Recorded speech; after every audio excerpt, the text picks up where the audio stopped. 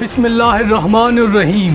دوستو، 11ویں صدی کا ایران، بلند و بالا پہاڑوں کے درمیان ایک ایسا قلعہ کھڑا تھا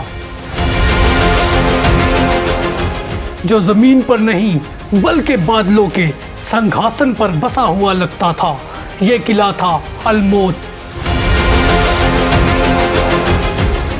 جہاں سے ایک پر اسرار اور خوفناک تحریک نے جنم لیا۔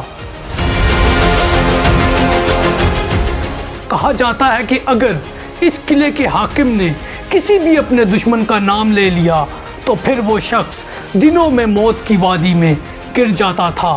کوئی بادشاہ، کوئی وزیر، کوئی صلیبی سردار، طاقتور جرنیل بھی ان کے خنجر سے محفوظ نہ رہ سکا۔ یورپی صلیبی سپاہی اس کے ماننے والوں کو اسیسین کہتے تھے، یعنی قاتل۔ لیکن یہ قاتل عام لوگ نہیں تھے، وہ اپنے پیشوا کے اشارے پر جان دینے اور جان لینے کو ہر وقت تیار رہتے تھے۔ ان کے دشمن کے دلوں میں یہ خوف بیٹھ چکا تھا کہ ایک صبح جب وہ بیدار ہوں تو شاید اس کے تکیے کے پاس ایک خنجر اور ایک نوٹ رکھا ہوگا جس پر لکھا ہوگا حسن صبا کی طرف سے انتباہ ہے۔ لیکن اس انسان کی چالاکی کا سب سے حیرت انگیز مظاہرہ اس وقت ہوا جب وہ اپنے ساتھیوں کے ساتھ ایک کشتی میں سوار سمندر کے بیچ طوفان میں پھنس گیا۔